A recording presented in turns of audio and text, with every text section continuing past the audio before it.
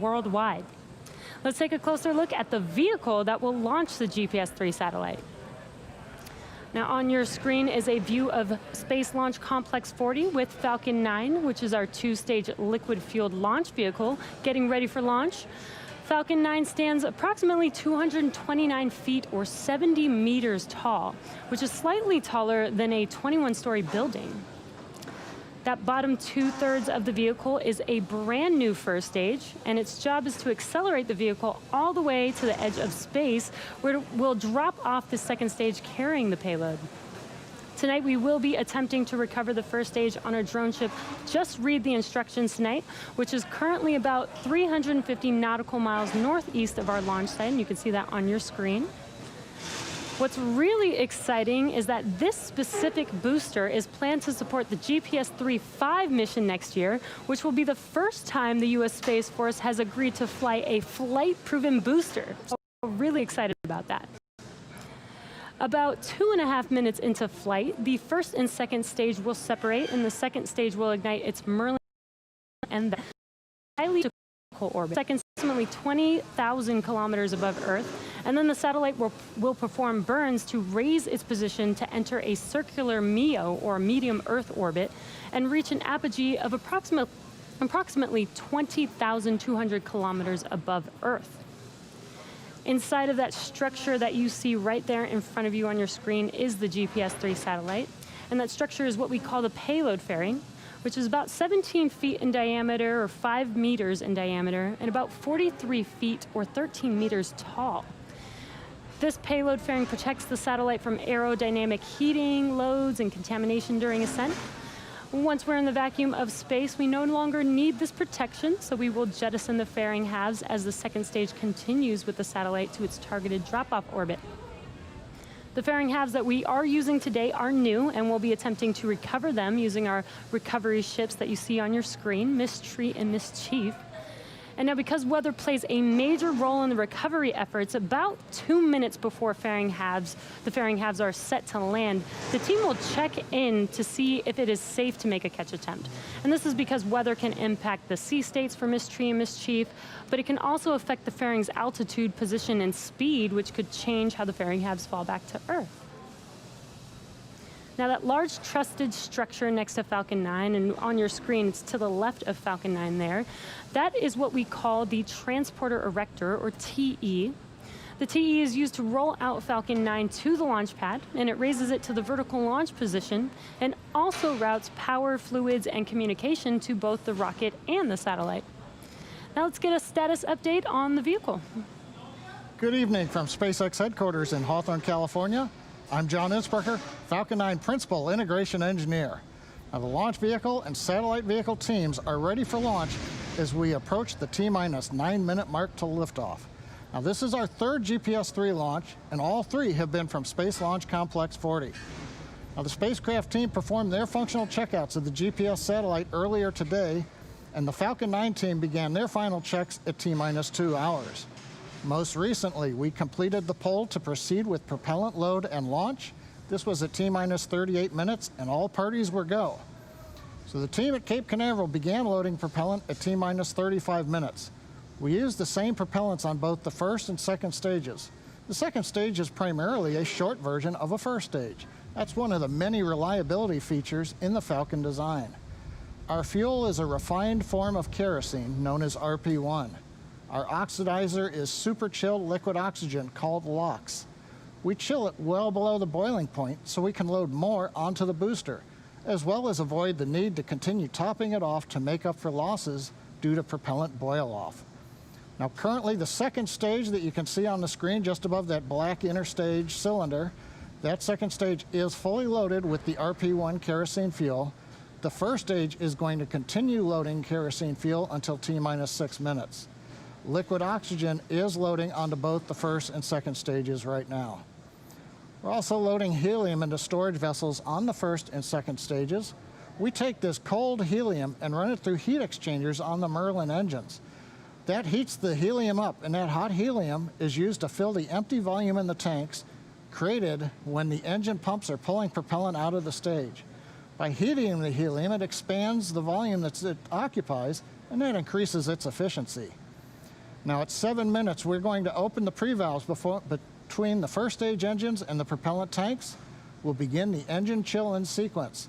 This is where we cool the turbo pumps to avoid thermal shocks when we start the pumps at T-minus 2 seconds to light the Merlin engines.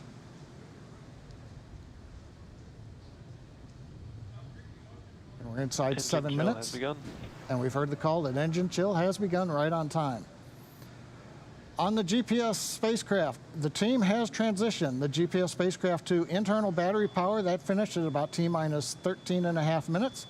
That is their last major activity that's required before launch. On the range, the eastern range is ready to support. They are green and go.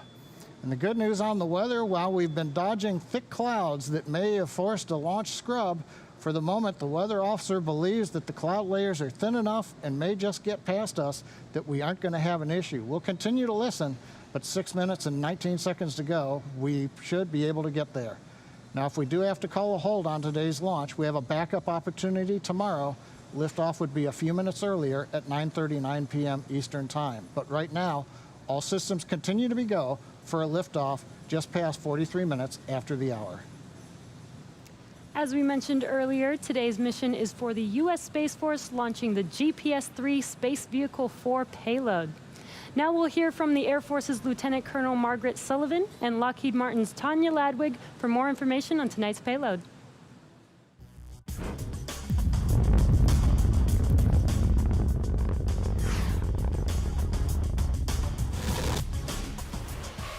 We use GPS every day. Today, everyone has GPS technology in their pocket.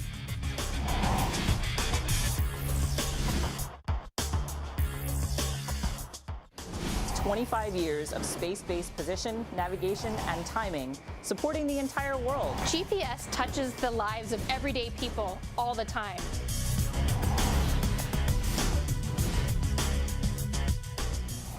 It's changed the way we work, it's changed the way we play with over 4 billion users worldwide.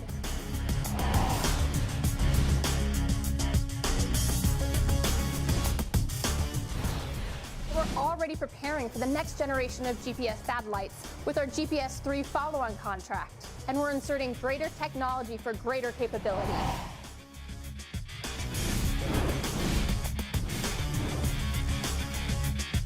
The brand new United States Space Force owns this premier asset and provides this position, navigation, and timing service to everyone.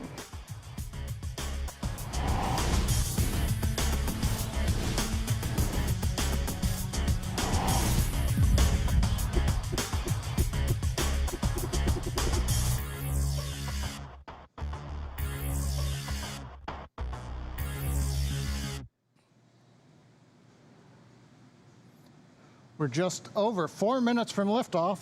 Everything continues to be go for launch. Right now, the clamp arms around the second stage are opening. We are about to retract the strongback away from the Falcon 9. We're going to move it about 2 degrees away. You can see on the monitor the arms are open. We've pressurized the stages as part of that. And right now we are moving away, like I said, about 2 degrees away. At liftoff, hydraulics will then pull the strongback to a position that's 45 degrees away from the rocket to make sure we're clear for liftoff. Now, first stage fuel loading did complete on time at T-minus 6 minutes.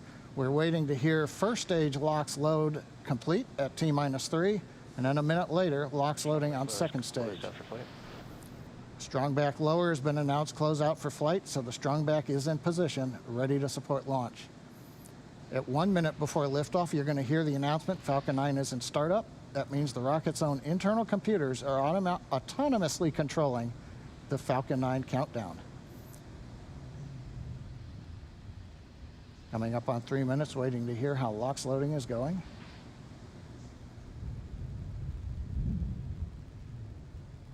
Stage 1, LOX load is closed out. And we've got closeout of the first stage LOX load.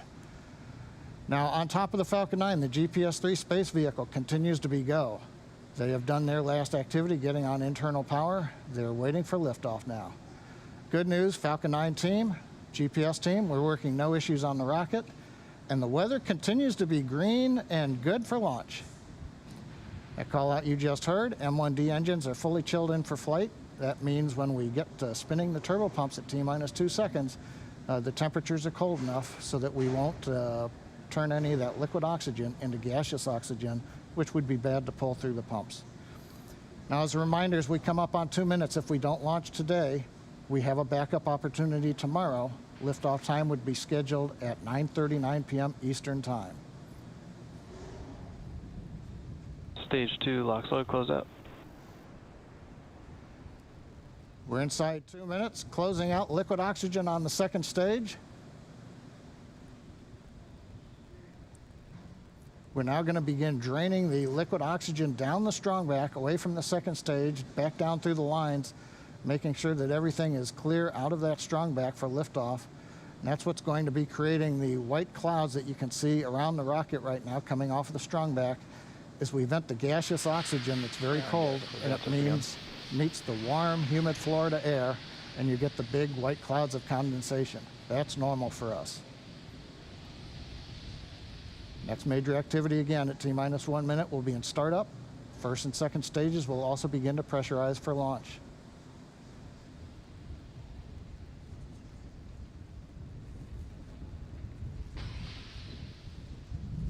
Falcon 9 is in startup. There's a call out. We've gone into startup. Next up, SpaceX Launch Director gives the final go for launch. This is the mission director. Go for launch.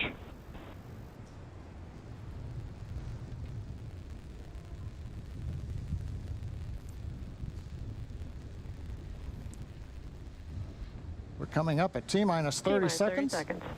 Everything looking good. All systems are go for launch of Falcon 9 with the GPS-3 space vehicle number 4.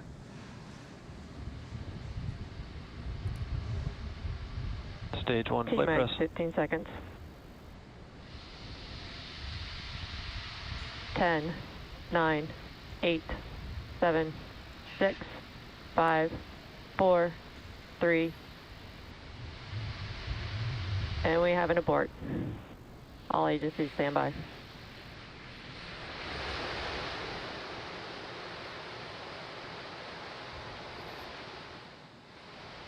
As you can see right now, it's T-minus 2 seconds. We did not get to T-minus 0. We heard the call out of an abort.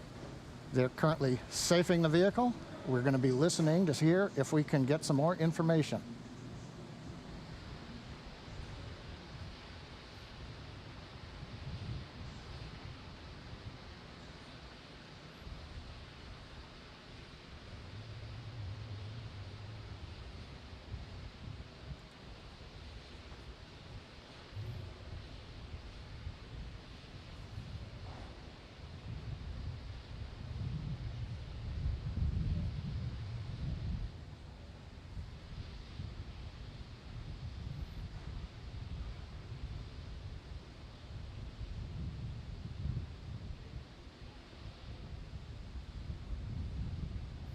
John Innsbrucker back again. You can see the clock is reset to T-minus 15. That doesn't mean that we are going to attempt another launch. We are going to scrub for tonight because we'll be out of the window. However, that's where the clock resets to as they begin safing the vehicle. Right now the team is busy making sure that the automated sequences to safe the launch vehicle are underway.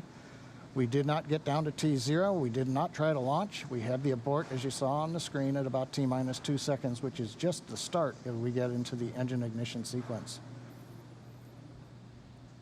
Now for Falcon 9, lighting rocket engines and then shutting them down is fairly normal. We do this in Texas when we test the stages.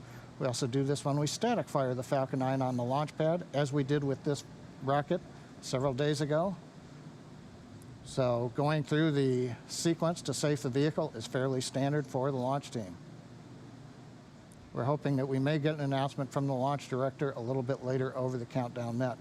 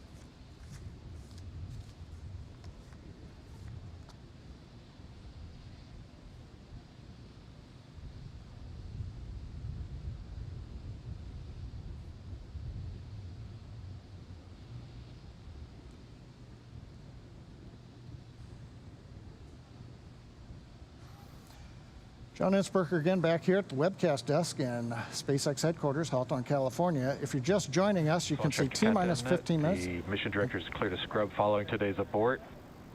Stand by for discussion on recycle.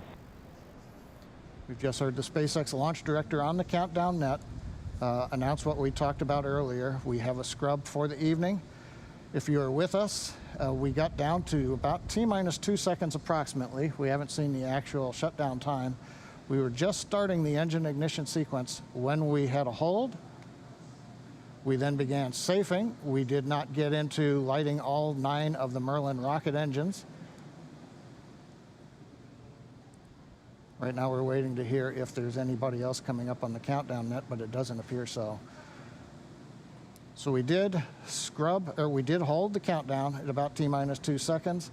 Because our window only lasted 15 minutes tonight and we don't know how to quickly solve the issue and try to recycle the launch, plus we had already loaded propellant and we can't hold once we do that, we are scrubbed for the night, as you heard just a moment ago from the SpaceX launch director on the countdown net. We're going to hold on for just a little bit more, see if we can bring you any other information. Right now we're still waiting to find out whether it was a ground or a flight vehicle issue that caused us to hold the countdown and scrub for the night.